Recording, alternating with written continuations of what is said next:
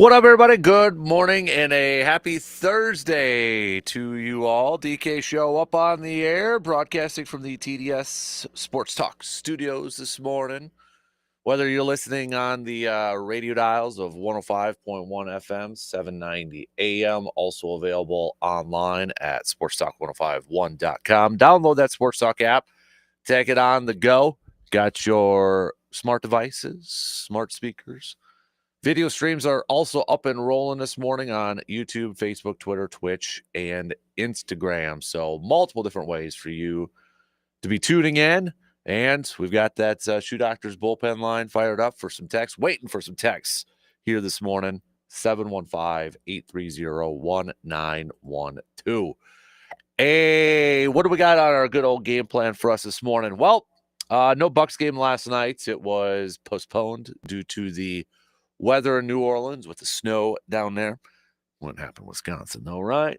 But so that game, will be made up later on. But Bucks are back at it right away tonight. They're going to be in Milwaukee, taking on the Heat, the Miami Heat, and obviously a lot of trade rumors and such going on out there surrounding the Bucks as one of them. Could it be Butler? Could it be Bradley Beal? As the trade deadline gets closer and closer, that is going to probably get a little bit more out there, a little bit hotter, right? But the whole Bradley Beal one, maybe there's really nothing to it. According to NBA insider Chris Haynes, the Bucks have not inquired about Beal. In fact, quote, a connection between the two is non-existent. So take it for what it's worth, but that's from Chris Haynes, NBA insider Chris Haynes. So I saw it. This was a little older. This was from a couple weeks ago, but I just saw it yesterday. Remember John Henson? Used to play for the Bucks, the big man. He had said apparently a couple weeks ago that when Butler was in Minnesota, the Bucks, and that was good. He was going through that thing where they were going to trade him and such, and the Bucks thought about acquiring Jimmy Butler, who, by the way, got suspended again for a couple more games, so he's not playing tonight. The Bucks thought about maybe making a push to acquire him and make a move with the Timberwolves, and they approached Giannis, and part of that would have had to have been they trade Middleton, and Giannis nixed the trade, said no, not happening. Again, we said that just a couple days ago. Giannis is pretty much a de facto GM in this thing. So I struggle to see the Jimmy Butler deal going down. I struggle to see a lot of deals going down if Middleton's involved, just because of the attachment that Giannis has with him. Could be wrong, and I know that was a few years ago when Middleton was a little younger and healthier and such, but I still struggle to kind of see it. So, but regardless, we'll talk some Bucks because let's do some report cards. We kind of touched on it a little bit yesterday, but we're at the halfway mark with this Bucks season. Now we kick off the second half because of last night's game being postponed. We'll do some grades and all that sort of stuff. I want to lead off coming up here in just a little bit. I want to talk a little baseball here as we get set for in less than a month, pitchers and catchers reports, and we'll get into some baseball moods and all that fun stuff. Offseason still going on. We just had the Hall of Fame, new members getting in there and such. And this was reported over the weekend and that made official yesterday. But the Dodgers making another signing.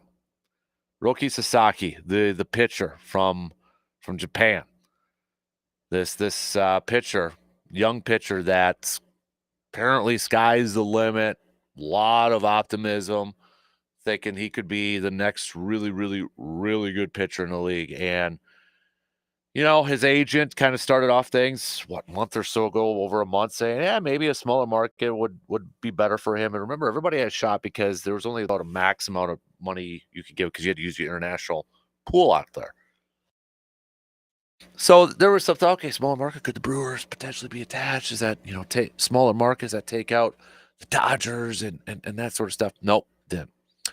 And I get it, geography-wise, California, LA over there, Japan and such. But it's another talented player, big name player going to the Dodgers. And a lot of frustration from non-Dodger fans out there with this super team. I think that's safe to say it, to label it that, but with this super team that the Dodgers are assembling, World Series champs, Dodgers. And there's a debate out there, and I want to talk about this, and I want to get the 715 and whoever's listening to us, your perspective, your thoughts on this. I'll pose it this way. Are the Dodgers ruining baseball, or are the Dodgers at the forefront of potentially changing baseball, or at maybe the better way to say that is, are the Dodgers kind of inadvertently maybe forcing the hands of other teams to, like, okay, you want to compete, you want to acquire talent, and they're inadvertently kind of forcing teams, you're going to have to spend more money. So are the Dodgers bad for baseball in terms of how they're acquiring talents, spending a lot of money? Or is it maybe, hopefully, if you're taking a little bit of an optimistic approach with this, maybe could it be good for baseball? Because it's like, if these other teams want to compete, well, you're going to have to spend more money, increase your payroll. I'll be honest,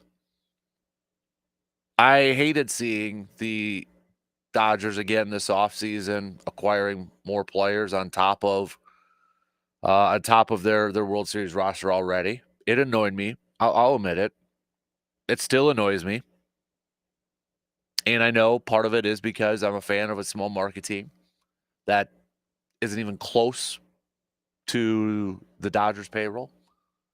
But given how the state of Major League Baseball is at right now, does that change the perspective of how you view, if you're a Brewers fan, does it change the perspective of how you maybe approach each season now in terms of like championship expectations and such? Do you just go into it like, yeah, probably not, so I'm going to enjoy baseball more, and I'm just going to enjoy these games?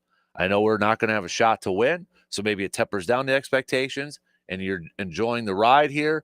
And if they happen to make deep runs and they make to the postseason, it's just house money at this point. How much does, a team like the Dodgers that are just shelling out money, change how you kind of set your goals, as a fan, or maybe your expectations for your team heading into the season? Because I was thinking about that too. It's like, well, yeah, I want champion. I want a World Series for the Brewers. There's no question about it. I want a championship, but do I have to change or lower my expectations a skosh? Because, man, it's going to be tough. And hey, you know what? I'm still going to cheer for that. And if they do that, it makes it even sweeter. The Dodgers luxury tax payroll. Get this. The luxury tax payroll is past $375 million. The luxury tax payroll is $375 million. That is insane. Per Fangraphs, that's nearly 70 million more than the next closest team, which is the Phillies, who are at 308, and the Yankees are the only other team to eclipse 300. You got the competitive balance sort of thing. That doesn't matter with a lot of this. And remember, the Dodgers, this is their free agency so far. Blake Snell, $182 million. Tanner Scott, $72 million. Teoscar Hernandez, $66 million. Tommy Edman, $74 million. Roki Sasaki didn't break the bank, $6.5 million, but it was like, hey, we got other teams that could get him, and no. So, and then remember, last year they committed more than $1 billion in total between two players, Yamamoto and Ohtani. So the debate, is the spending good or bad for the overall health of Major League Baseball. I know the Orioles owner the other day, he said that he'd like Major League Baseball to get a salary cap, but that ain't happening. These players, they don't want it, and these bigger teams, they don't want it. They don't want it. So, yeah, and this was actually on Sunday too. One of the Dodgers players, Joe Kelly, relief pitcher for Los Angeles, believes he kind of slammed the door or put down the notion to have a salary cap out there. So you got some players out there that are not in favor of it. Obviously, because players aren't going to be in favor of it, because if you're a really good player, I mean, you look at some of the contracts Juan Soto and Ohtani are going to get, it's more money for you as a player. It raises the level, it raises your pay if you don't have a salary cap. Because essentially you just go to the highest bidder. So players aren't going to want it. Certain owners aren't going to want it. So I would be shocked. It would probably be the biggest surprise of my life right now. It'd be a little hot take-ish, but it would be the biggest surprise of my life if we actually see a salary cap in Major League Baseball. But do you think this is good for baseball? Because maybe it's forcing the hands of some teams, like some people I've seen use this part of the debate. It's good for baseball because, well, stop whining about it, owners and other teams, and increase your payroll. And if you don't have that payroll, sell to a bigger owner. Or is it bad for baseball just because to find 29 other owners, 28, 25 other owners to be able to spend that much is probably a little bit easier said than done.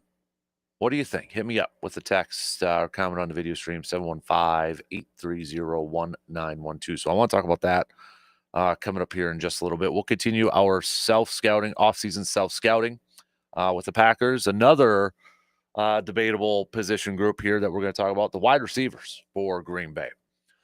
This is going to be one of those position groups that I think, once we fully get into the offseason, this is going to be a position group that a lot of fans are going to look at to see if the Packers make a move, whether it's acquiring a veteran, whether it's, again, using the draft to bring in some younger ones. Do they need to acquire a veteran or not? That's a debate in itself.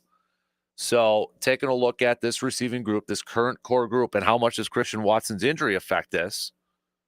Taking a look at this group and then looking ahead here a little bit, I want to talk about the wide receivers. And pretty much the question is, do they need to bring in a veteran or not? And not just a veteran that's going to sit in the back end of the depth chart. A veteran that's probably going to be a starter, what you consider a starter, your top three. So we got that. We're going to have an early version of our outdoors chat with Jake Boakes. That's actually coming up in an hour from now, 7:20. So if you have any questions for our DNR warden buddy Jake, text those on over to us now, a little bit earlier. And then after that, we'll do some receiver defer. As always, looking for your receiver defer questions out there. If you want to participate, hit us up. We might push that one a little bit to the 8 o'clock hour. So, but that's your game plan for us this morning. We're going to talk some baseball coming up. We're going to talk some hoops with the Bucks. I want some grades now that we're at the halfway point.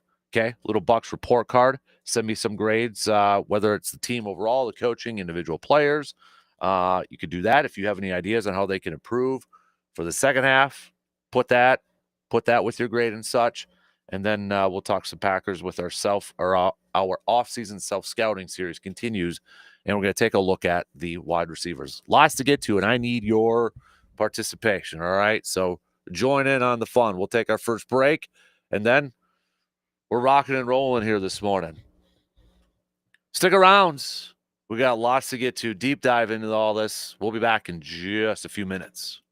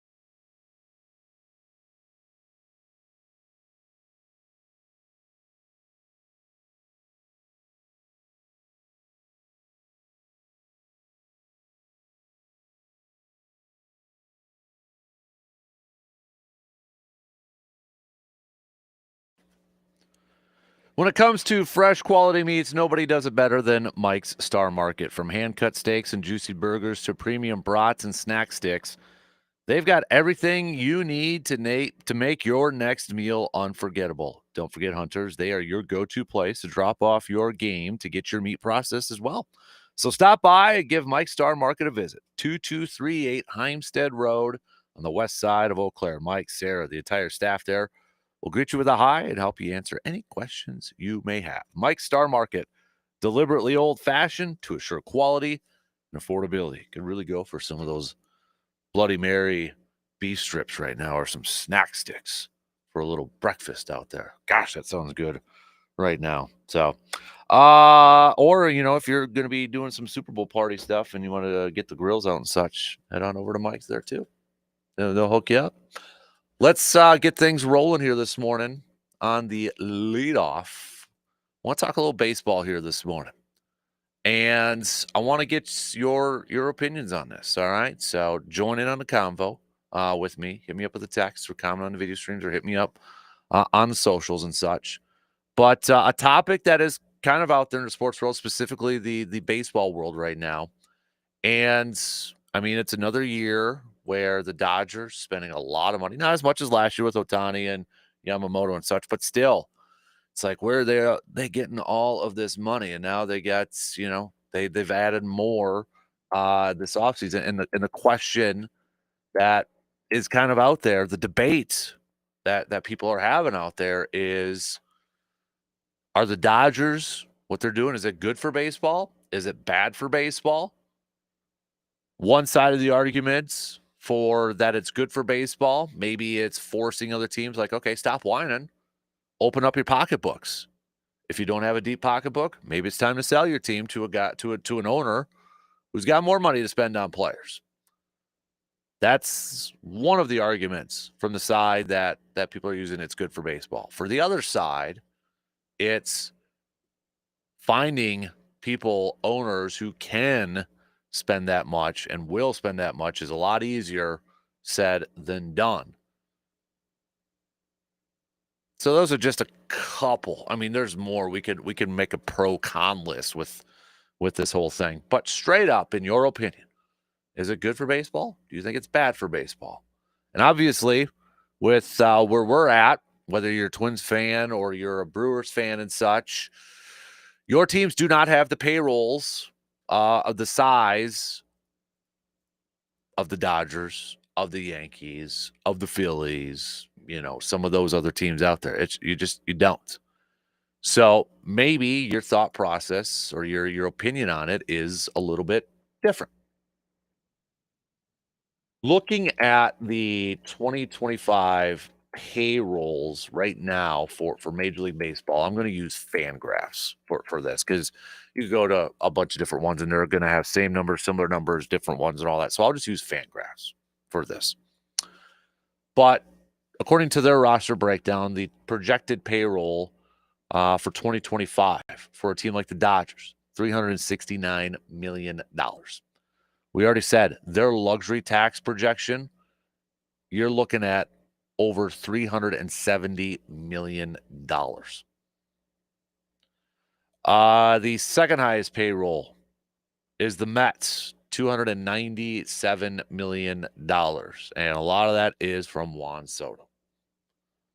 In fact, I saw one graph from a couple weeks ago that actually showed the Mets maybe a little bit lower than the year before because they had spent all that money on some veterans and such and it didn't work out. So even with the big contract of Soto, it's maybe not as big as it was a couple years ago, but still number two right now, $297 million. I mean, Dodgers are one at 369, Mets two at 297. It's approaching almost $100 million more. Not quite. They're like $70 million more. That's like adding the Athletics or Miami to that for their payrolls. That's the difference. Phillies third, 288. Yankees fourth, 284. Toronto's fifth at 237. So if you're wondering, where do the Brewers and where do the Twins rank on this? The Twins are 18th, $140 million for their 2025 payroll projection. Brewers are 21st, $116 million for their payroll projection. So 18, 21 out of 30. So Twins close to that halfway mark in the top half, just outside the top half. Brewers in the bottom half there. The only teams lower than Milwaukee in terms of projected payroll: Detroit, Washington, Cincinnati, Cleveland, Pittsburgh, White Sox, Tampa, Oakland, and Miami. There are 6 teams that have lower than $100 million payroll: Cleveland, Pittsburgh, White Sox, Tampa Bay, Athletics, and Miami there. So I'll admit it. I'm annoyed. I'm annoyed by it that the Dodgers are able just to willy-nilly spend what they want, get what they want. They're the spoiled kid that gets what they want from mom and dad all the time.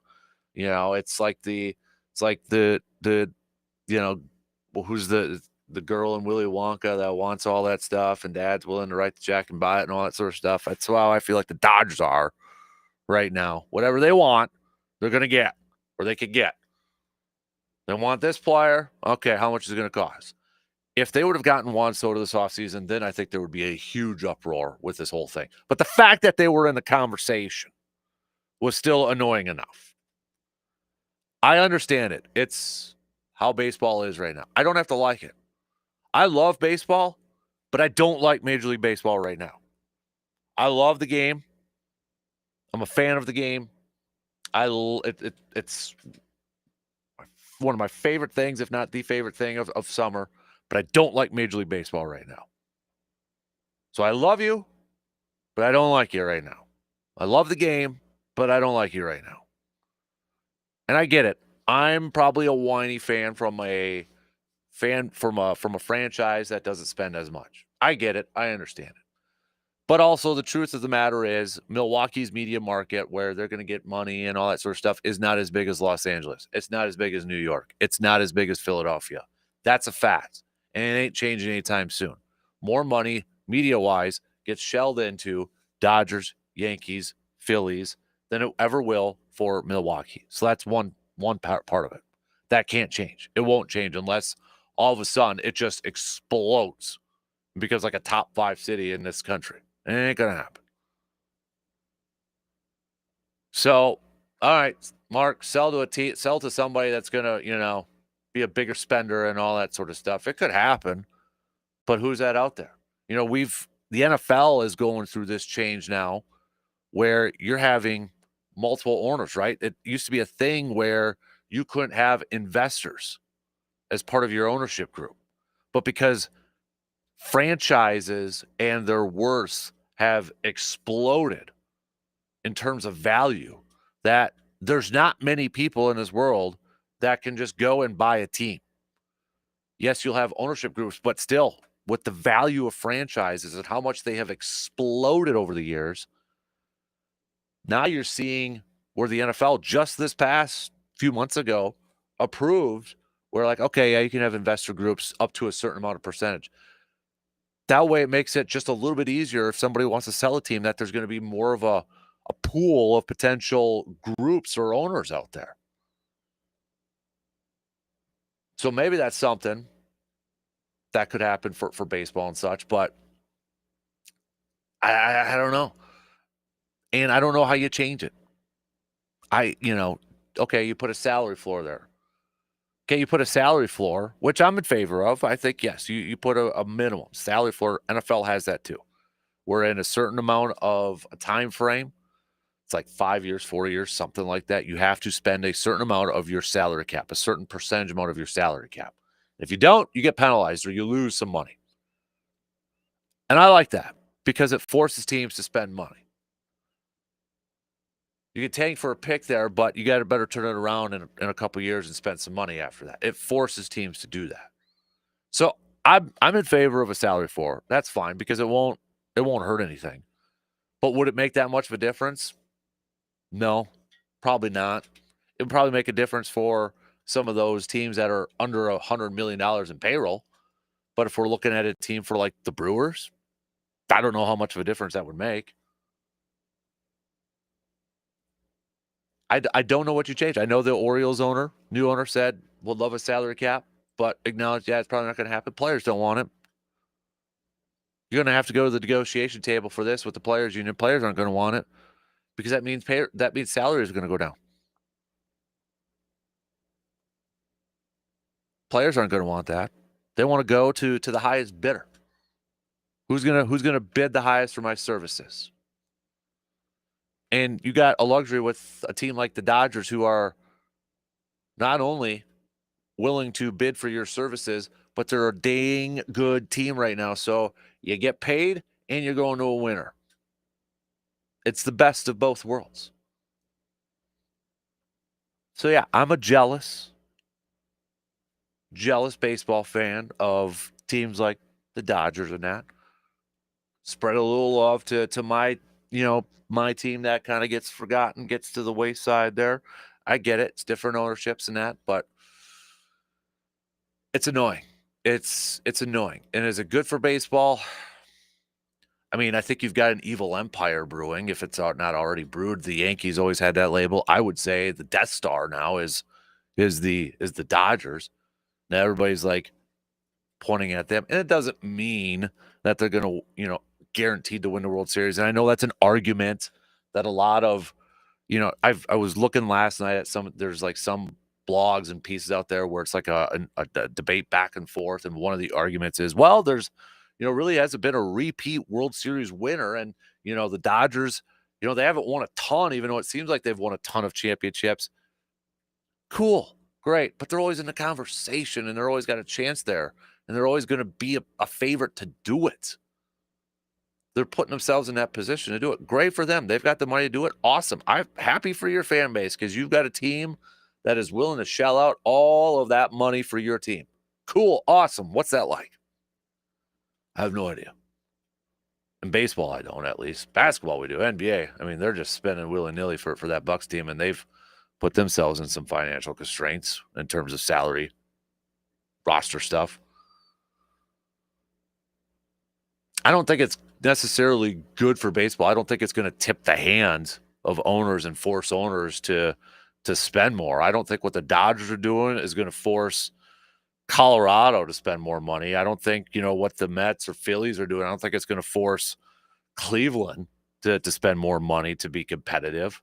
I don't think that's going to be the case. So I don't think it's necessarily good for baseball in that aspect. It's good for baseball that, okay, kiddos, learn to be a baseball player because you're going to get paid over there. I mean, if you're a player, it's good for baseball. But I think if you're a fan of whether it's the Brewers or some of these other teams, you're not going to compete with that payroll. So you're looking at different ways to, I guess, compete against that. We talked about it before with the international drafts. That's a big thing for the Brewers. They invest a lot in that because, okay, we know we're not going to be able to go out there and spend $700 million on one player. How do we do that? Let's go out, use our scouting abilities, try to scout younger talent, and hopefully we hit on some younger, cheaper talent. Our windows for championships might be smaller, might be 2-year windows when we get to that point. It's not going to be a yearly thing. Might be a playoff yearly thing, but in terms of a legit championship, who knows? I don't know. But does it change how you view the upcoming season? And I'll admit it kind of changes it a little bit for me for the Brewers. I'm still rooting for the Brewers to win a World Series. That'll never change. I mean, when you're in the offseason, you're getting set for a new season to begin. You have that optimistic outlook for the most part for a lot of teams. Not every team's like that because, sometimes you kind of see the writing on the wall. But you're still going to root for wins. You're still going to root for wins, especially in baseball. You're not really tanking for the number one pick unless there's some quote unquote generational talent out there like a Paul Skeens or that, or even that's not a guaranteed. So it's not like, NBA where it's like, okay, yeah, improve our odds. We're going to tank and that sort of thing. I'm still going to root for as many wins as possible, and I'm going to still root for a championship. But I'll tell you, I think it's now to the point where, a couple years ago we were saying, okay, we were just happy before like 2008 when we were talking about CC Sabathia. We were just happy to make the postseason that year. For me, it was the first in my lifetime. Just happy to get there. We got over that hump. But then after a few more playoff appearances, the narrative changed a little bit. It's like, okay, that's not enough anymore. We want to compete. We want to compete for championships. We want to win a championship. 2011, they got close. 2018, they got close to going to the World Series. But right now, I've kind of have the mindset, maybe I just need to sit back, enjoy the baseball season, and whatever happens, happens. Yeah, I'll be frustrated at points. I'll be annoyed at points. I'll be disappointed, be upset. Hopefully, more happy than upset. But if they go through a losing streak, or they miss the postseason, or they're not playing well, yeah, you're going to be down. You're going to be upset. But I don't know. I've kind of have it in my mind right now that this upcoming season, I'm rooting for the Crew. I hope they have a fantastic season. I hope they win a bunch of games. I hope they get back to the postseason. But I don't know if I'm going to put a whole lot of stock into World Series stuff at this point. It stinks, and I hate saying that, but that for me is how this has changed Major League Baseball a little bit. But I don't know. It's frustrating. Your thoughts, hit us up with the text 715-830-1912 or comment on the video stream there. We'll take a quick break. We'll finish up the first hour. We got more baseball talk. We've got some football talk and hoops talk coming up as well. Don't forget, early version of Outdoor Chat with Jake. Get your DNR questions in now, right now.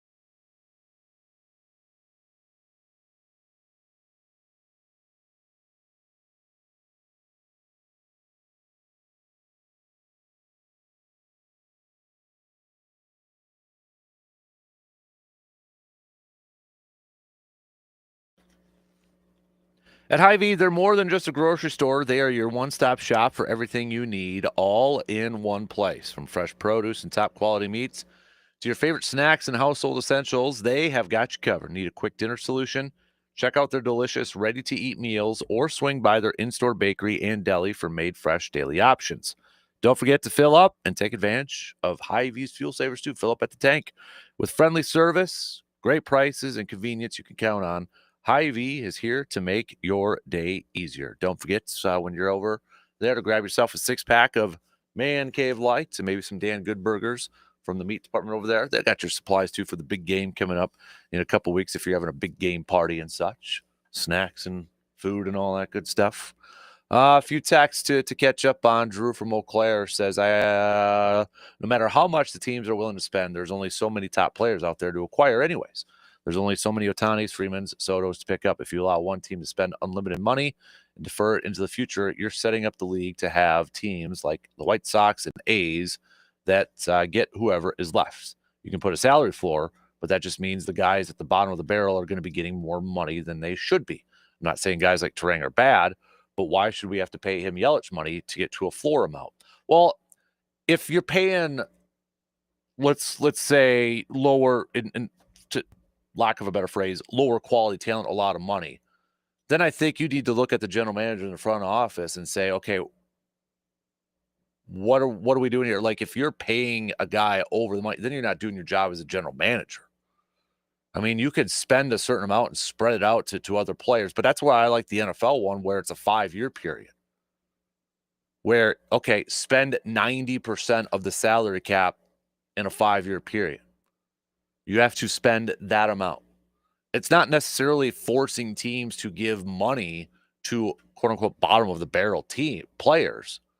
And if you're at that situation where you're scrambling and such, and I get what you say too, is like, well, what's left over and all that sort of stuff. That's why 5-year period. You look at the averages there. Not just a 1-year sort of thing. So I think you can do it. I think you can do it. And I'd be okay with that. And I think players would be okay with it too. You know, players were kind of, what was it, a couple years ago, collusion, values for certain players and positions or whatever it was. What position group was that a couple years ago where there was like, was it shortstop? I can't remember if it was shortstop. But the whole collusion thing, that kind of take that away a little bit. We got Jeff saying maybe the teams with over a $200 million salary play in their own division, drops the odds down to have to face one rich team in the playoffs and give the rest a shot at a deeper run. I'm going to be disappointed. We'll always root for the Brew Crew. Baseball needs some sort of regulation on this situation or fans are going to lose interest, and that is bad for baseball. I feel like we've been hearing, fans are going to lose interest and baseball is going to suffer for a while. I never say never, but I feel like we've been saying that for a while now, and still it hasn't. But I will say this is a little bit different from what we've seen in the last couple of years with what the Dodgers have been doing. The whole deferred money thing is, to me, a joke. I mean, that's ridiculous. Like, credit to the Dodgers for figuring that out and getting, if you want to call that a loophole, so they can acquire some of these guys here. But you would think at some point they're going to pay the piper, but who the heck knows, right? I mean, who the heck knows if they're going to at that point? So yeah, the deferred money and deferred money has been a thing for a long time. I mean, the whole Bobby Bonilla thing, and I mean the Brewers even have deferred money out to Braun and they're gonna with Yelich and that.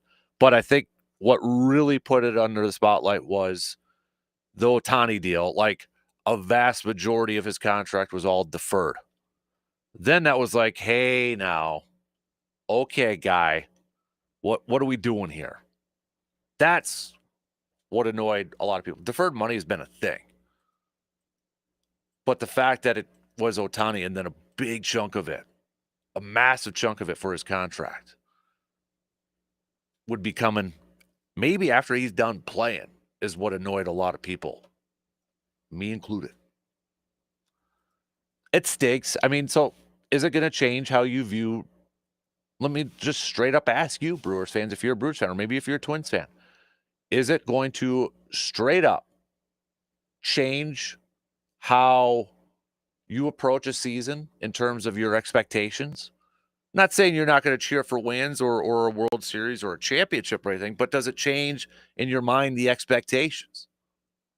For the last few years, like, God dang it, why didn't they get this guy or make a move to address that position? A couple years ago when they had that pitching staff of Corbin, Woodruff, Freddie, it's like, come on, go out and get some bats, because we had those high expectations to win a World Series, to compete for a World Series. But at this point now in 2025, with the state of baseball and where Major League Baseball is at, does it change how you kind of approach a year? I mean, I'm still going to root for them, and I'm still going to hope for a bunch of wins and shock the world and take down the massive Goliath teams out there. But maybe you're not putting all your eggs in one basket, and you're not like riding and dying with this team, kind of like if you're a Packers fan too, where, okay, their season's over with and you're calling for firings and cutting this player and benching this player and doing that, where you're like, anything short of a Super Bowl is a disappointment. Does it change? Is that a different mindset when it comes to the Brewers, or if you're a fan of another smaller market team and such? I think for me, it does. Kind of does. And I hate saying that because I want to compete for World Series. I want to compete for championships. I think the Brewers are still a team that can compete for the postseason and gets the postseason. But right now, say they play the Dodgers in the postseason, whether it's in the NLDS or the NLCS, would you pick the Brewers to win? Probably not. So, what are your thoughts? Hit me up. Text 715. 715-830-1912 or comment on the video streams. I want to get your takes. Dodgers ruining baseball? Or are you of the mindset that some are throwing out there that it's good for baseball because maybe inadvertently it's telling the other teams, hey, you want to compete? Spend more money. You don't have more money? Get an owner that has more money. I don't know necessarily what Major League Baseball, what Rob Manfred can do to alter this path right now, because it would have to go to the negotiating table with the players union. It's not a dictatorship. It's not a be-all, tell-all where they're going to, all of a sudden, Rob Manfred's going to say, all right, here's the deal. We've got a salary cap now. No, that can't happen. He just can't all of a sudden go out there and say, here we go. This is what we're doing now. Starting right away, starting next year. It's got to go to a negotiation table with the players union. I don't know what they can do to alter it or fix it, to be honest with you. I don't. They already got some shared revenue going on in that, but that's why, going back again to the whole AmFam Field, Miller Park to AmFam Field. I know people were pissed off about that. Yes, it's cool. Miller Park, and it's Brewers team. The name fits perfectly. But it was a way to kind of generate more money for the team. Now, if Green Bay would be different. Like if they changed Lambeau, I'd be pissed. But that is a little bit different because they already got the salary cap in place and all that other stuff, and they got other revenue coming in.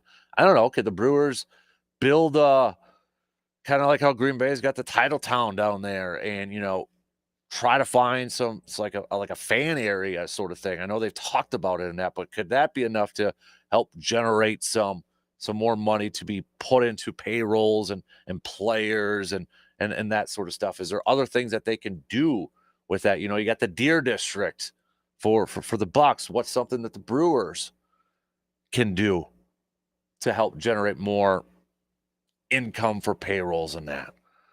It's where they got to get creative. And they got to find different ways. All right, first hour. We got a shot clock coming up here in a couple minutes. Coming up next hour, about 20 minutes, early version of our outdoor chats with Jake Bolks, DNR warden for the state of Wisconsin. So final call for any questions for him. You got to text it to us, 715-830-1912, so we could get those to Jake. So we'll catch up with him at about 7:20.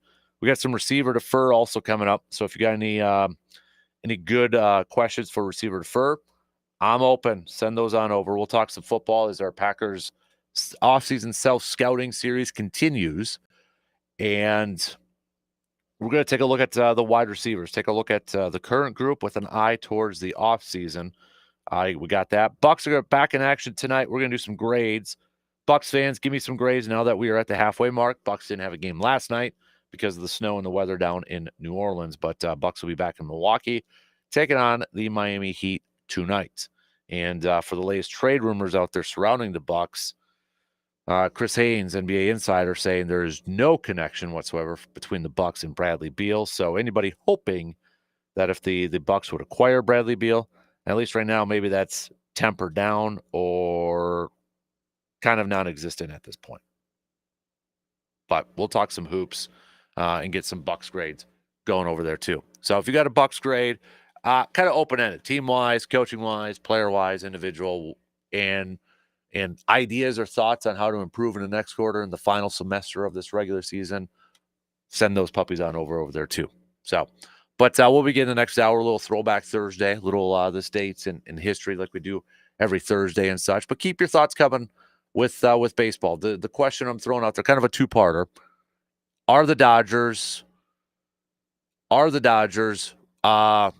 ruining baseball, helping baseball?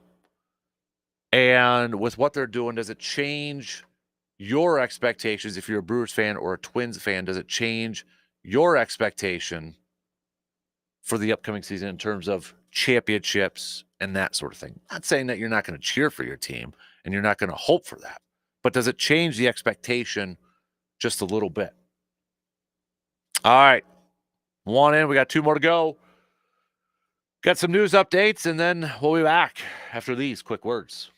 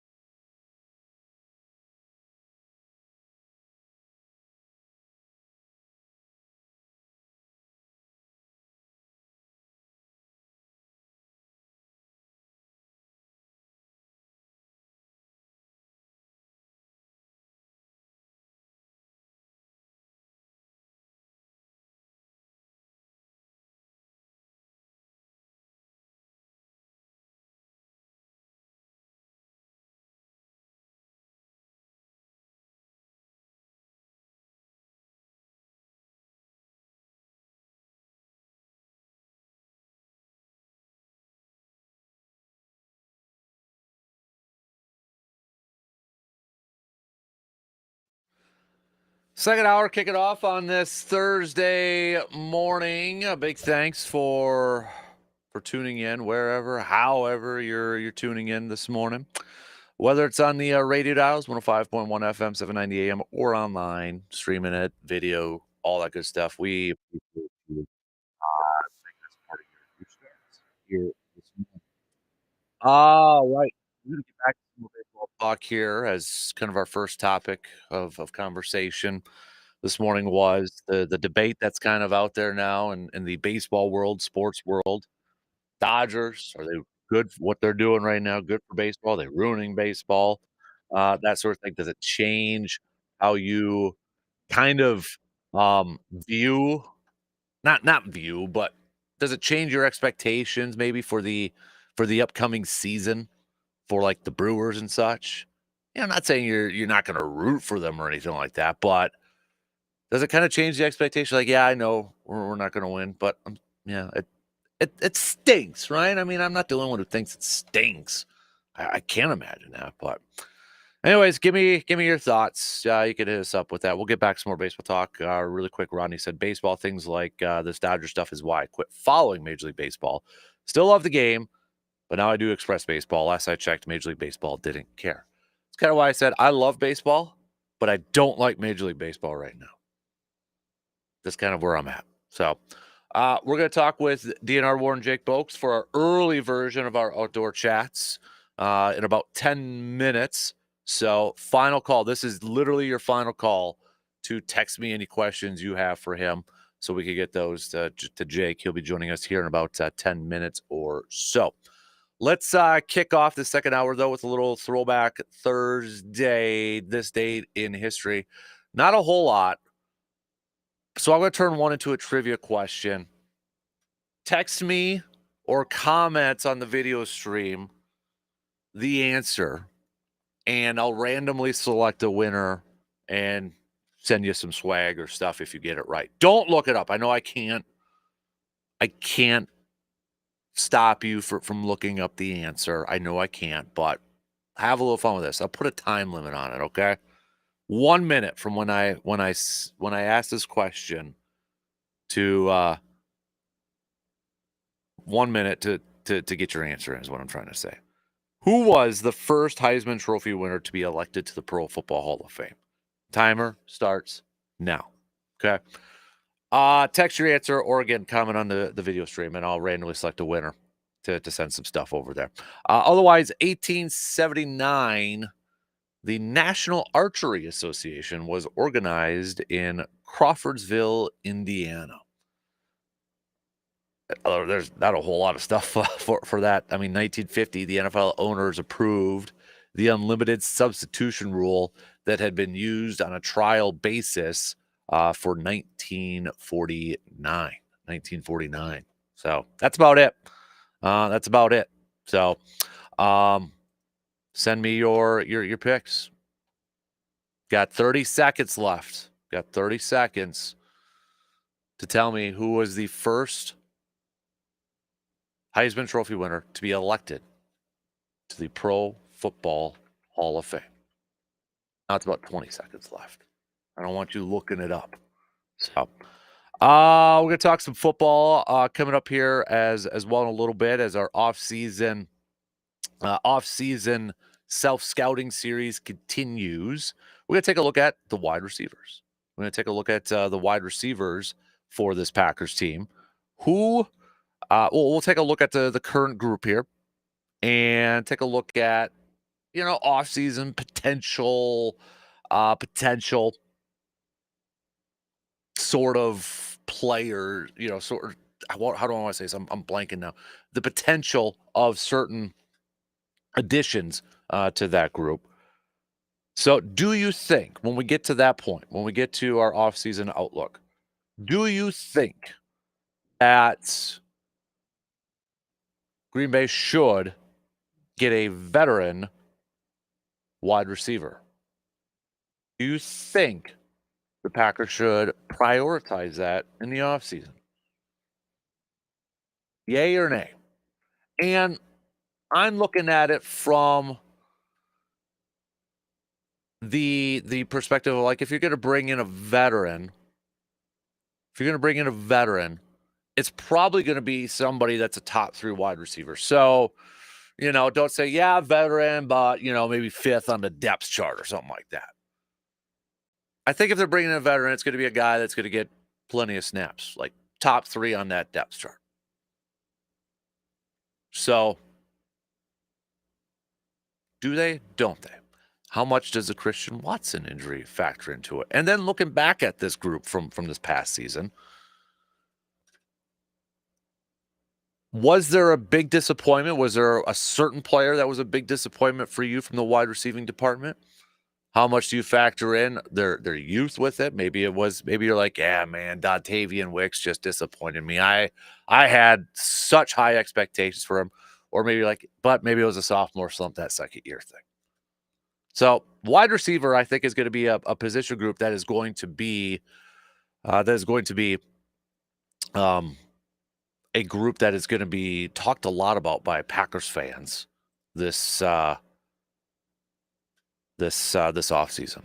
So, all right, really quick, the answer, only one person got it right. It was kind of a trick question because there were two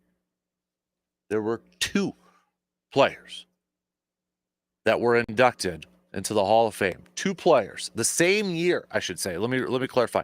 In the same year, they were inducted in the Pro Football Hall of Fame, former Heisman Trophy winners, O.J. Simpson and Roger Staubach. So it's kind of a trick question. There was 2 of them, not one. One. Some people said Roger Staubach, but it was 2. 2 first to be inducted into the Hall of Fame. So a lot of people get to the Staubach one, they forget about the OJ one. So, hoops wise, really quick before we take a break and get to Jake, what are your grades for the Bucks as we are at that halfway mark for this season? Still at that 50% because they didn't play last night against the Pelicans due to the weather. They're back at it against the Heat and such. So, how do you view the first half? I mean, if you did it quarter by quarter, first quarter is probably lower than the second quarter, considering the start that they had. I mean, the absolutely treacherous slow starts to the season definitely got better. But if you had to put a letter grade on it for the first semester, okay, maybe let's pretend like this is college where it's not necessarily quarters, it's the winter semester or excuse me, the fall semester. What would be the letter grade? I'm probably going C as an overall grade. If we did it quarter by quarter, you're talking like D minus probably the first, and then maybe B minus for the second quarter.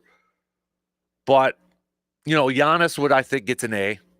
I mean, Giannis is doing. He's at that level now where we're just kind of putting him on that category where it's like he's doing Giannis things we're not maybe totally surprised with, but he just keeps like, dude, this what he's doing is pretty special, and yeah, maybe a lot of times we're taking it for granted.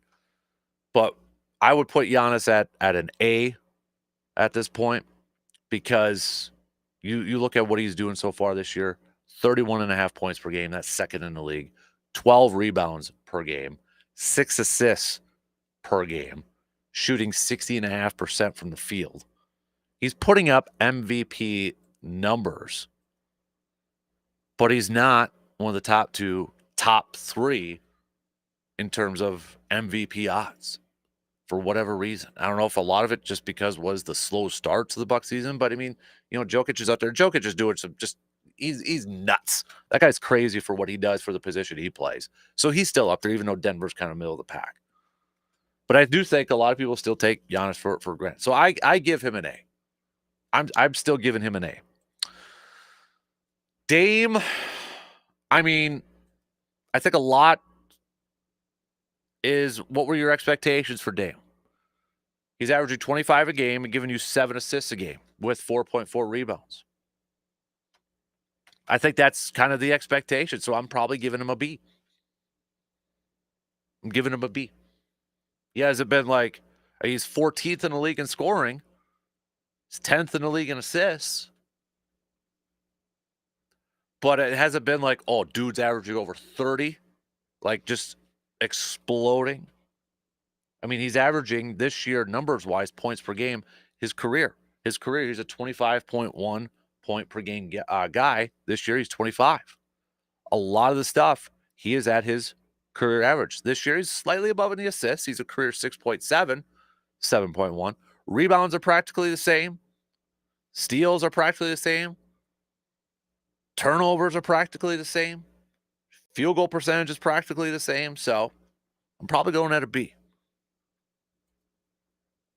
Middleton. Middleton's a tough one because he missed a big chunk. But when Middleton's out there, I think there's a new role for Middleton on this team as that point forward type of guy. His points per game, no question, down. He is not the third option, although he is fourth on the team in scoring at 12.6. But 5.1 assists per game, developing into that point forward type of guy. He's a career 4 assists per game guy, and this year, 5.1. Everything else, practically the same, besides his points per game being down from his career 16.8. So C minus, maybe that's a little too kind for Middleton. Maybe a little too kind. AJ Green, I'm giving a B. I think he has been a nice surprise this year. I'm going to go and give Andre Jackson Jr. Probably like a B minus C plus. Dude's getting, starts and playing time. Doesn't light up the stat sheets. Only plays about 17 minutes per game. But the athleticism he brings on the defensive end in the backcourt, I think, is a factor in this turnaround for this ball club. AJ Green, with his 3-point presence, and I think he is an underrated defender as well. So I give him a B over there. But I think overall for this Bucks team for the first semester, I'm at a C. Where do they get better? Can they get a third scoring option? Who's going to be that guy? I mean, right now, Bobby Portis is your third leading scorer coming off the bench, averaging 13. They've gotten better defensively.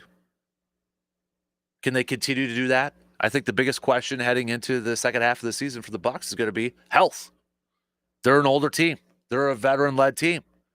Can they be healthy? And will they be healthy for once? Finally, in the last couple of years, will they finally be healthy entering the postseason? That to me is the biggest question with this Bucks team. Can they be healthy? They'll probably finish fourth around there in the Eastern Conference standings, fourth, fifth. I don't know if they're a team that some teams are going to want to play in that first round because of the experience, because they got talent led by Giannis and Dame. I don't think they scare anybody. They don't scare the Cavs. They don't scare the Celtics. They don't scare the Knicks. They probably don't scare the Pacers. But they're a veteran team, and if they're healthy, maybe they could do a little bit of something in the postseason. But the biggest thing is going to have to be health. Health. All right, let's take a quick break because we got Jake waiting for us. So we'll do that early version of some outdoor chats coming up after these quick words.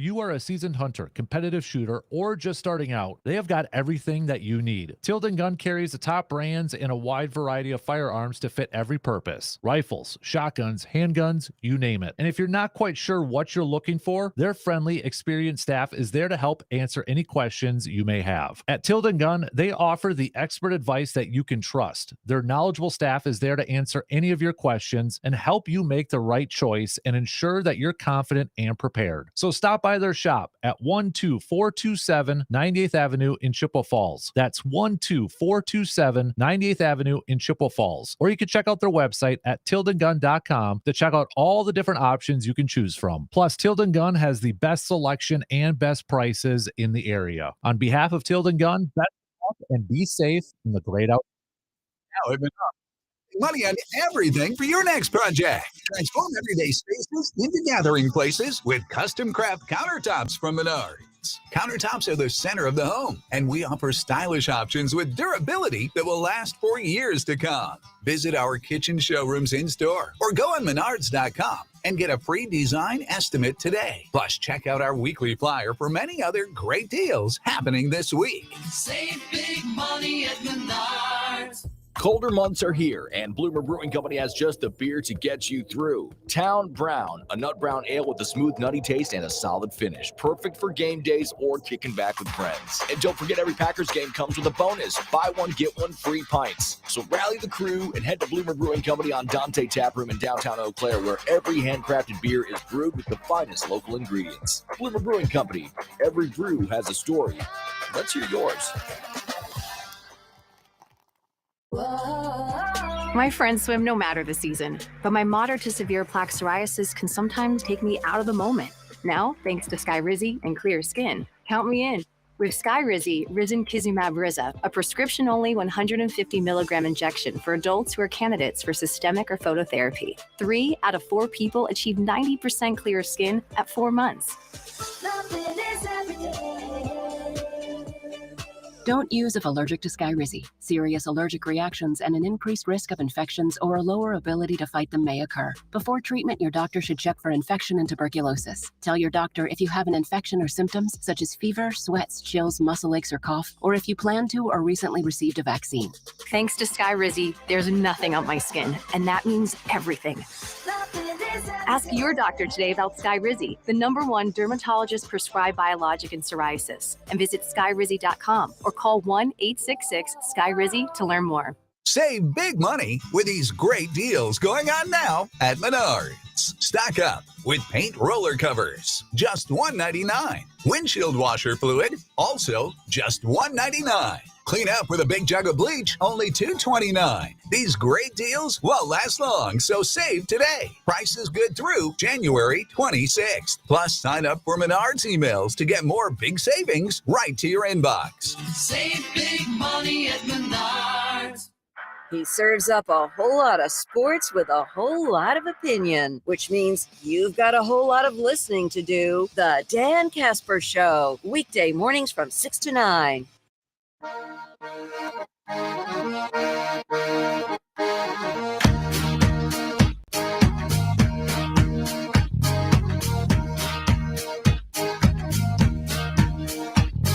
Going on right now, we got Team A-Bear or Team USA competing for gold at the FISU World University Games. Looks like Team USA, a.k.a. Team A-Bear, up 2-0 right now. So we'll keep you posted. I got the live stream up right now. Keep you posted on some of the scores and such as it continues here this morning. We got an early version of our outdoor chats with Mr. Jake Boakes, DNR warden for the great state of Wisconsin. Good morning, Jake. How you doing, bud? Morning. I'm doing great. How about yourself? Not bad, man. Not bad.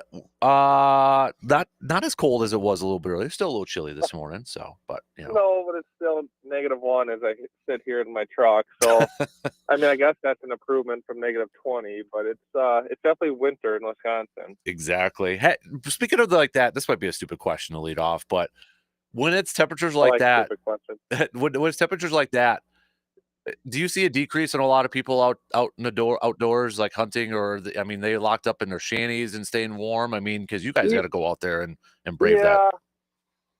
Yeah, it's it's hit or miss. I think during the week it definitely slows some people down. I think if it's the weekend, it's winter, there's ice, it's -1. There's still going to be people out. I think what I see less of, especially with no snow, is there's just less tip-ups. So then, you just get less people kind of moseying around outside their shacks or tents because they want to stay inside and keep that heat in, understandably. Plus, the holes just freeze up so quick unless you have some sort of special systems. Gotcha. Still see plenty of people out. See a lot of people, still out walking their different state properties or county land, or just hiking still in the winter, even in this weather. Plenty of fishermen, especially guys that already have shacks out there and such. And then, I mean, last weekend it was this cold, and we were still ripping around on our sleds, at Wardens on different bigger lakes and different stuff. So we're still out and about, just like everyone else. You just have to put on a couple extra layers of clothes. Mm-hmm. You mentioned tip ups. We might as well go there. We had quite a few Yeah. questions already. So, somebody had asked, how many poles / tip ups can you have in the water at one time? Is it similar to the summer rules? Yeah. So, it's the exact. Well, there's one difference, but yes, it's the same rules in the summer as in the winter in Wisconsin, which is kind of nice. There's states around us that do have a little discrepancy where you can have one in the summer, two in the winter, yada yada yada. You can buy a third line for an extra price, and which is good, and it's their state. I do like how ours is just you can have 3 baits, hooks, or lures in the summer, and you can have them in the winter. So I probably said this before, but just like as a reminder, the law. Everyone says 3 lines. I say 3 lines. The law is technically 3 baits, lures, or hooks. So what that means is, if you're jigging and you have like a hook at the bottom of your line, and then 2 feet up you have another hook tied on, technically that's 2 of your hooks right there. So that's like 2 of your 3 hooks or lines. So in the summer, especially when people are like, river fishing or something, they'll tie on a hook at the bottom, a hook 2 feet up, and then another one 2 feet up to hit fish at different water levels. Technically, they're at their 3 with just 1 pole then. And then if they do that 3 times 3 poles, that's 9. So they're grossly overbagged or overlining at that point. So same with ice fishing. You can't have 3 tip ups out and then go in your shack and jig. That's 4 lining, that's overlining, and it's pretty common. And that's a pretty quick $300 ticket. Gotcha. So another question we had was, speaking of, maybe staying warm here, can you have a bonfire on the ice? That is going to be something you have to check out your local ordinances. So the state doesn't really restrict bonfires on ice or frozen water. There's different parts of the state we've kind of talked about. I think we chatted a little bit last week about just like there's different areas of the state, intensive units, extensive, different areas where you have to have permits to burn, and if there's snow on the ground, you're exempt, and different stuff like that. But different municipalities usually have some sort of ordinance about burning on lakes because it can cause an issue with littering and debris, and weakening the ice depending on where they're having the fire. Like Lake Altoona, I can tell you, has a sign right at their boat launch at the county park that says no bonfires on the lake. Okay.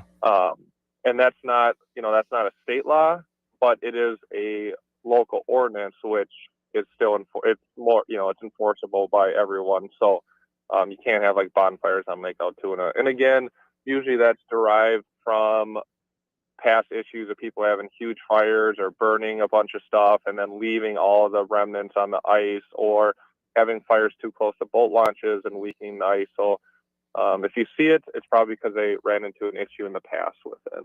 Interesting. And then, can you legally camp overnight in your ice shanty? Yeah, so there's nothing that restricts you. Again, okay, so nothing from the state that restricts you from, sleeping in your shanty or your, converted pop-up trailer, whatever you have when you're ice fishing. You do have to have it marked with your name or customer ID or different stuff like that, depending if you're there or not there. Whether you're there or not with your shacks, I always tell everyone, just put your name on it, put a sign in the window, something that says whose shack is this. Not only is it good for us or legal, so we know whose it is, but it also can help you in case something happens or it gets broken into, or the ice is melting around it, whatever the case. So always identify your shack. There's nothing from the state law that says you can't sleep in it, but again, with the local ordinances, there may be a local ordinance in your area, wherever you're fishing or whatever the lake is or the river, that might have different rules on it when it comes to like camping overnight for a certain amount of time, like 7 days, 14 days, something like that. So, you might want to, if you run into a local police officer or call the PD or check their ordinances to see if they have any restrictions with that. But, if you put a shack out on the lake you identify it and you sit there and fish, and there's nothing we're gonna keep you from doing. Gotcha. We had this from Jake from State Farm that texted this in. Can you use salted moon eyes for bait on Wisconsin waters? Yeah. So I'm glad you texted me that one, because that one got me down a little bit of a rabbit hole looking through the DNR website and the regulations and such. So so the short answer with can you use salted moon eye, or let's say salted minnows, the short answer is yes, but there's some caveats. The first being that in Wisconsin we have VHS. I can't pronounce it. Viral hemorrhagic, whatever. It's a disease that affects the fish, and it's pretty potent to the fish. We can really get them sick. According to our website, it doesn't have any sort of negative effect on humans, but it can drastically impact the fishery. So because of that, there's a lot of regulations that come with bait and minnows and harvesting them, transporting them, stuff like that. So the first thing to know about using any sort of bait, including like salted fish, is that if you're going to or buy it from like a store. So if you can buy it from a store or a bait dealer, you're going to be good to go, because bait dealers have to be licensed. They can only buy what's legal to sell. Well, not necessarily buy what's legal to sell, but they know what they can sell that's legal in Wisconsin and stuff like that. So if you buy it from there, whether you buy minnows alive and then put salt on them, or you buy an already preserved or salted fish as a bait, then you're going to be good to go. There's some states, like when I personally go fishing in northern Minnesota, there's different rules, and on some of the trout lakes, you can only use like dead minnows and stuff like that. So when you buy it, they automatically pour a bunch of salt in your stuff and kill the minnows, and then you go fishing with them. So different states have different rules, just like Wisconsin. But if you're buying it from a bait dealer, you're going to be good to go. Or if you buy minnows and then put salt on them, you're going to be good to go. If you are taking them, buying them, and then you're going to basically keep them overnight, or keep them for a while because you want to use that bait down the road. You want to basically kill it and use it later as like a dead bait. You have to do a sort of preservation method, which there's some videos online and a lot of documents on our DNR website that show you how to preserve bait, including using like salt and borax, or using alcohol and mineral oil. So there are resources on how to use dead bait like smelt or herring, or moon eye or minnows for bait. But what I would do is I would probably just reach out to your local fisheries biologist or your local warden to talk about it. It's not super common. There's obviously people that do it, but just as part of like the aquatic invasive species laws and the aquatic, like fish diseases and stuff like that, it's pretty important to make sure you're not just killing fish and moving them around and re-putting them in different water bodies, because you could potentially be contaminating those areas. Similar to like if you copped in all the food at the salad bar and then moved it somewhere else and did this and that, and it's just spreading germs around, and we're trying to reduce that.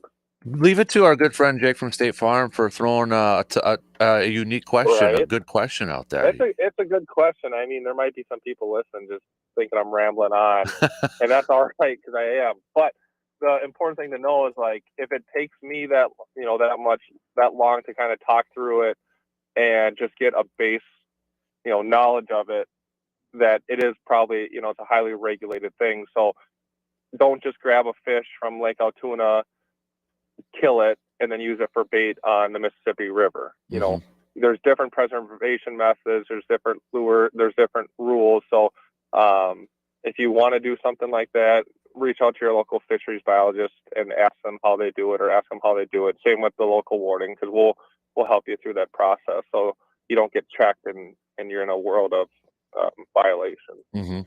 Last one here for you, Jake, and this was something I'd forgot to bring up a couple weeks ago, but maybe it's a good reminder with everything because for deer hunting, the CWD there was a wild deer in Chippewa County Yeah.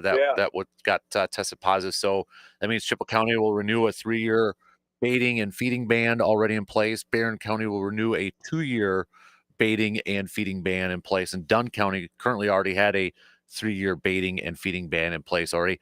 Just one quick note on it too was, is there a difference between like the Barron has a 2-year and Chippewa has a 3 year? Is it because it was a neighboring county, or were they already in a ban, so it was just a 2-year renewal? Do you know that off the top of your head? Yeah. Yep. Nope. You're right. It's because it's within 10 miles. So Okay. anytime a wild positive CWD result is found, um, they do like a 10-mile radius around that GPS spot, and whatever it hits is within the infected zone. So it was close enough to Barron and Dunn, where obviously for Chippewa it's an automatic 3 years, and then for the surrounding counties it's 2 years. So Barron would get 2 years. Dunn County, I think they actually had like another CWD positive test like after this Chippewa one. Okay. So they restarted their own 3-year clock. Anytime any county is with it, they just reset the clock. The law that was passed when all this went through was that you have like a 3-year window where if it's not found again, or it's not found, within 10 miles adjacent to the county, then it goes back to being a legal baiting county. For like Clark County, it's back to legal baiting because the 3-year window went by from the Fairchild deer that was found over 3 years ago. So I can tell you just from seeing the samples that come in and stuff, I would assume similar to like the Sauk County area, the south, uh, where kind of CWD is more present in that Dane, Madison area, Sauk County.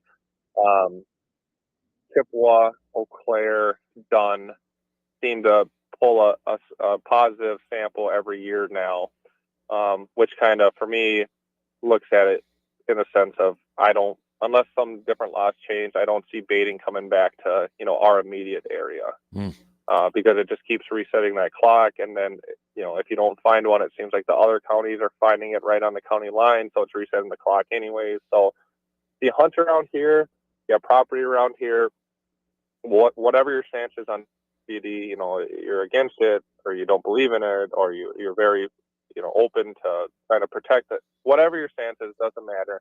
It's going to be in no feeding counties. It's going to be in no baiting counties.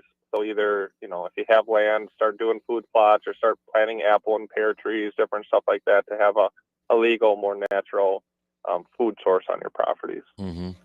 He's Jake Boakes, conservation warden for the great state of Wisconsin. Hey, man, we appreciate you coming on a little bit earlier. I know you have some stuff going on later on. Yeah, So, I appreciate it. no, big thanks for answering a lot of good questions out there. And, well, stay warm, buddy. And hopefully we'll catch up with you again next week.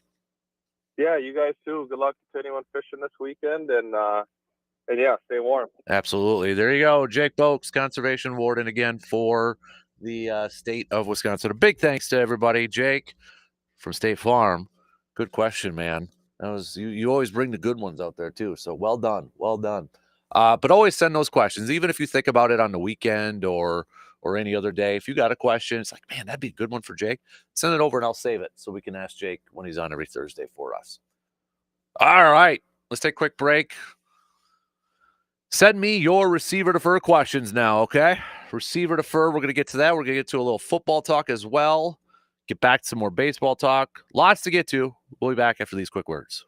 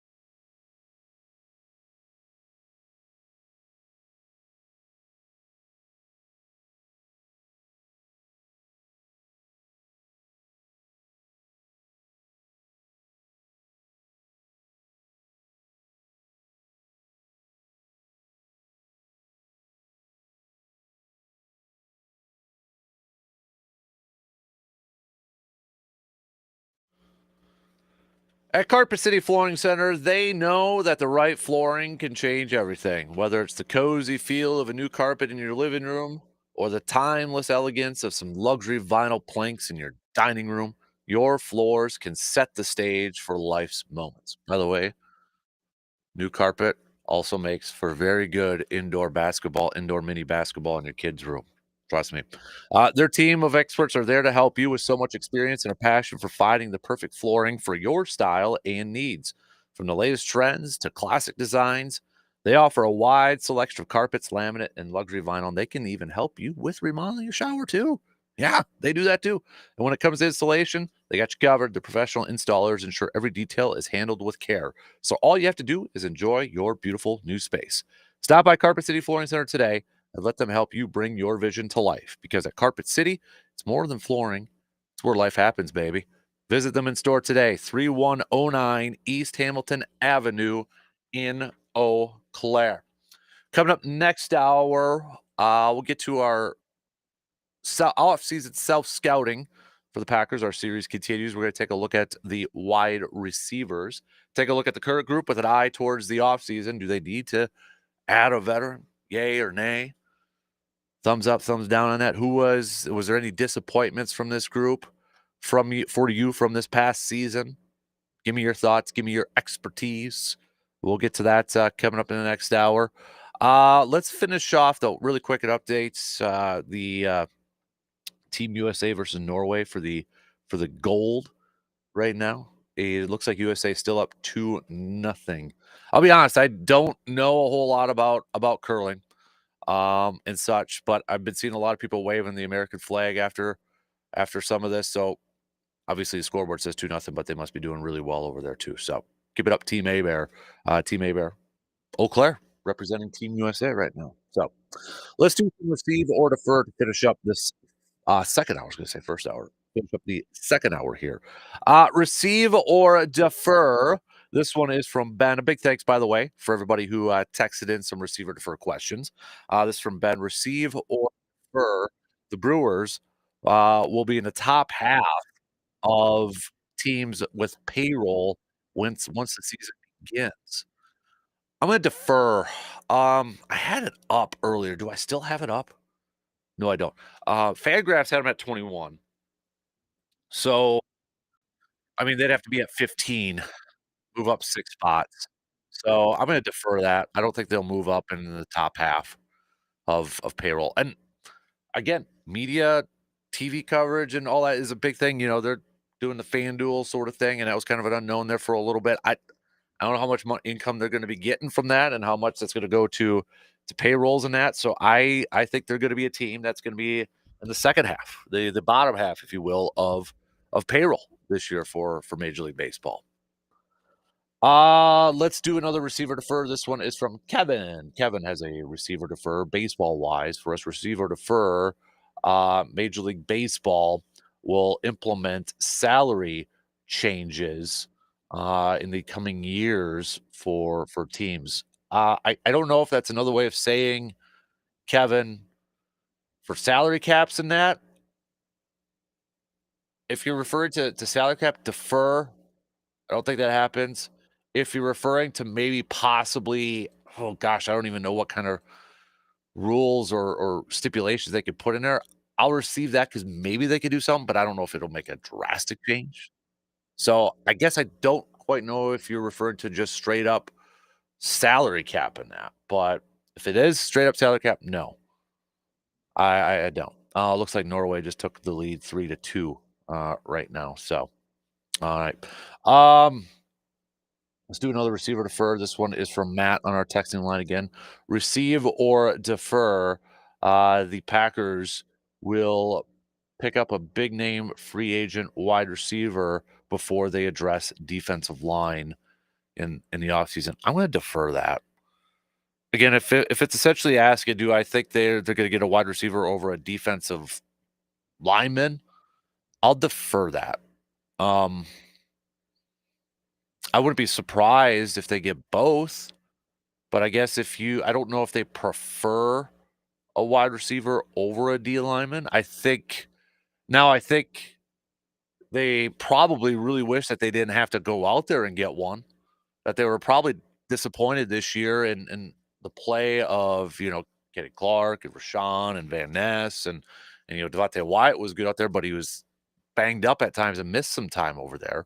So I'll defer that. I don't think Green Bay wants to spend stupid money on a free agent wide receiver. I don't think they're going to get T. Higgins. I don't see that happening. I don't see that happening. Could it be somebody else in a second or third tier? Maybe. But yeah. All right, let's do receiver for back to baseball here. Excuse me. Receiver defer. The Brewers should rename American Family Field Bob Euchre Field. Again, I don't think they'll rename the stadium to Bob Euchre because one, they want the income. Now, could they say Bob Euchre Field presented by AmFam? I guess that's possible. But considering they use the naming rights for, extra income to help out with stuff, I don't see that happen. But I would be shocked if they didn't do something out there. You know, could they do something inside the stadium? I know they got other stuff. They've already got a couple statues. They got that stuff. Could they rename something? I think the press box is named up, but could they do something on the field? Yeah, that wouldn't surprise me. But are they changing the name? Probably not. I don't think they have a road for him either. Maybe that's something. But if you're talking straight up name change of the stadium, I'll defer. I don't think that's going to happen. I don't think that's going to happen. It'd be cool as heck. I will say that. I think every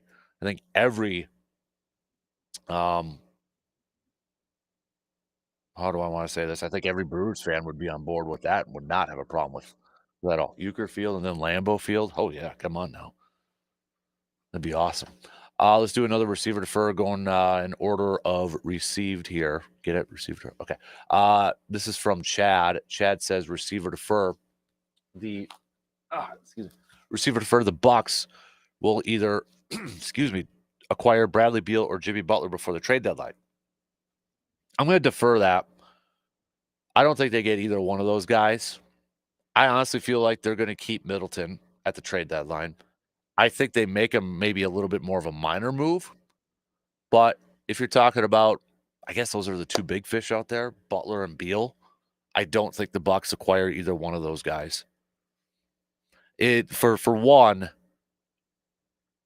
you need approval, that sort of thing. You need the capital. You'd need multiple teams to make those deals work, to get the money to work and such. So again, we use this trade scenario out there that was, okay, if it took Portis, Middleton, and Connaughton to make a deal work, to bring in one of those guys, one player, is it worth it? I mean, that's a lot. You're giving up your third and fourth leading scorers. And yes, you'd be getting a scorer in return. But then you look at depth, who's your big man coming off the bench, and that's kind of Portis right now. So, okay, let me throw this one back to you, Bucks fans. Receiver defer. I want some receiver defer answers with this, Bucks fans. Receiver defer. Bobby Portis is more valuable to this Bucks team than Chris Middleton. Receiver defer. Is Bobby Portis more valuable than Chris Middleton right now? That's the thing. Like, when I look at the depth of everything, I like Middleton's role coming off the bench, being a point forward, being kind of a distributor and all that sort of stuff. I like that role, but not at the price that he's getting. And the fact that he's kind of like maxed out at 20, 25 minutes per game. And that's fairly typical for a bench player. But I mean, again, contract-wise and price-wise, you're not getting enough value in return. So I almost feel like Bobby Portis is a little bit more valuable than Chris Middleton right now. Maybe I'm off my rocker more than usual, but it's kind of where I'm at. We got another couple more here. I'll try to get to before where am I at here for time? Okay, about a couple minutes, a few minutes left here. Receiver defer. Receive or defer. Back to football here. Receive or defer. The so this is for the playoff game this weekend. Receive or defer. The officials will have at least two uh calls that go Patrick Mahomes' way against the Bills. I know, yeah. Um, I'll tell you, I was annoyed with that too. It's a talking point now too, all across the sports world. It's a talking point. Here's the thing. We know officials treat superstars differently, especially when it's at the quarterback position. It's a fact. It's not it Patrick Mahomes maybe a little bit more. So I've seen some people say maybe it's a little bit more than others out there. And I know Patrick was just asked about it yesterday, I think at his presser and such. And he downplayed it and said no, he doesn't get special treatment and that. I'll receive that. I think there's gonna be at least one penalty that is questionable that goes in the favor of the Chiefs and Patrick Mahomes. I'll say there's at least one. The thing is that's gonna annoy me about this game between the Bills and the Chiefs. You got two really good quarterbacks, right? These two teams have had some really good games against each other over these last few years. But the thing that's gonna annoy me the most is both of these quarterbacks continue to look for flags all the time. Josh Allen's right up there with Patrick Mahomes. He is right up there, always looking for flags, trying to point something out. You know what really impressed me the most about Jaden Daniels in that Lions game? And I'll admit, I haven't watched every Washington game or every Jaden Daniels game this year, but there were a couple times. Jaden Daniels, I think I even tweeted one out there. He got hit late or going out of bounds, got hit. You're like, oh, if that was Patrick Mahomes, that would have been a flag. You didn't see Jane Daniels throw a fit. You didn't see him say something. And in fact, there were a couple times, like if he got hit or one of his teammates got hit, he went over to the opponent, tapped him on the head, said, all good. This is a rookie quarterback, a running quarterback too. Now, maybe that changes a few years into the league or such. But that stood out to me in that Lions game. The poise and just how he presented himself. He didn't throw fits because there were a couple of times like, ooh, and I fully believe, okay, if that's a Patty Mahomes or Josh Allen, they'd be like, where's the flag? Arms up in the air and such. Maybe they get it. Jane wasn't even looking for it. And maybe he knows, he's a rookie. He's not going to get those calls yet. And that could change. But that really stood out to me in that game against the Lions, too, amongst all the other stuff that Jane Daniels did incredibly well in that game. But what a kid. I'll tell you what, if there's a team I'm rooting for this weekend, if I had to hitch my wagon, I'll just say, if I had to hitch my wagon to one team only this weekend, I'm going for the Commanders. Just because I think it would just push that needle into Dan Snyder just a little bit more. I mean, man, he's got to be sitting there saying, dude, and good. He doesn't deserve all this success. All right, 2 in, 1 more to go here. Let's talk some more football. Packers self-scouting offseason continues. We're going to take a look at the wide receivers coming up after these quick words.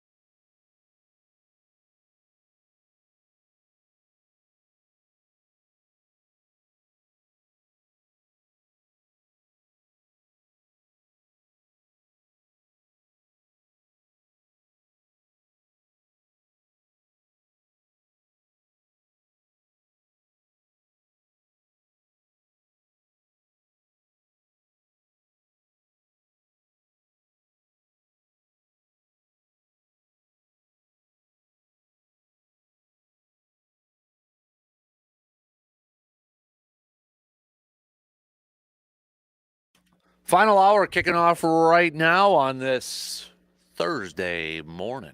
DK Show coming to you from the TDS Studios, TDS Sports Talk Studios this morning. Appreciate you tuning in, listening, wherever, however you're doing all that. If it's on the radio dials, 105.1 FM, 790 AM, also online. That's sportstalk1051.com. Got your streaming devices, the app, download it, take it on the go, and the video streaming up there too. YouTube, Facebook, Twitter, Instagram, and Twitch. Quick update right now. Again, if anybody's wondering, kind of curious, we got Team A-Bear, also Team USA right now competing for gold against Norway in the FISU World University Games. Right now, Norway is up 3-2 in curling. So keep you posted for any score updates that I see coming up here on the stream. So we're gonna get back to some more baseball talk here in the first hour. Throughout the question, we were talking a little baseball with the Dodgers and all the free agents that they've been able to acquire this year and last year. There's a debate rolling around in the sports world that asks, are the Dodgers ruining baseball with all this? Or, as some have made the argument, are they maybe kind of helping baseball because, all right, owners, you want to compete, you want these players, you're going to have to open up your pocketbooks more. I've seen that argument being made. Where do you lie on that? And does it change, if you're a Brewers fan, does it change how you go into a season based off of like championship expectations and such? So give me your thoughts. Hit me up with a text or comment on the video stream and such. Curious to get yours. Oh, tied 3-3 right now between USA and Norway. Just got an email from the NFL. The AP Award finalists are announced right now. So these are your most valuable. These are the awards, okay? The ones that we see that get recognized as like MVPs and Coach of the Years and such. So here are your finalists. For the most valuable player, Josh Allen, Saquon Barkley, Joe Burrow, Jared Goff, Lamar Jackson. For Coach of the Year, Dan Campbell, Kevin O'Connell, Sean Payton, Dan Quinn, Andy Reid. Assistant Coach of the Year, Joe Brady, offensive coordinator for the Bills, Vic Fangio, D coordinator for the Eagles, Brian Flores, Vikings, Aaron Glenn, Detroit, Ben Johnson, Detroit. If there is one that Green Bay should have gotten there, it's always the question, well, who are you going to replace then? And I get it. This is a really good list. Jeff Hafley should have been a finalist for Assistant Coach of the Year for the complete change of the defense. Just saying, I'll make that case. Comeback Player of the Year, Joe Burrow, Sam Darnold, J.K. Dobbins, Christian Gonzalez, DeMar Hamlin. Defensive Player of the Year, Zach Bond. All right. Badger guy getting some love over there. Myles Garrett, Trey Hendrickson, Patrick Surtain, and another Badger alum, TJ Watt. So you got two Badgers representing the finalists for Defensive Player of the Year. Offensive Player of the Year, probably no surprises for these guys. Saquon, Joe Burrow, Jamar Chase, Derrick Henry, and Lamar Jackson. 4 of the 5, all from the AFC North. Defensive Rookie of the Year, Cooper DeJean, Brandon Fisk, Quinyon Mitchell, Chop Robinson, Jared Verse. I do believe if Edrin Cooper didn't miss the few games that he did, even if he cut those in half, I think he'd be a finalist and maybe make a good run for Defensive Rookie of the Year. Offensive Rookie of the Year, Brock Bowers, Jaden Daniels, Malik Neighbors, Bo Nix, Brian Thomas Jr. Those are some solid ones. Jaden's going to win, I think. But Brock Bowers, what he did from a tight end position, fantastic. Malik Neighbors was the only bright spot for the Giants this year, considering all the quarterback issues they had over there. Pretty impressive. Bo Nix, absolutely impressive. And then Brian Thomas Jr. for Jacksonville for the receiving yards. Yeah, so that's a very impressive group there for AP Offensive Rookie of the Year. We'll make those picks coming up when we get closer. I think right before Super Bowl weekend when we do that. So, all right, let's talk a little green and gold here as our self-scouting, our off-season self-scouting series continues. So we've talked a little bit about the coaches. We've talked a little bit about the defensive line. Well, let's hit up our first offensive position group, and that is the wide receivers.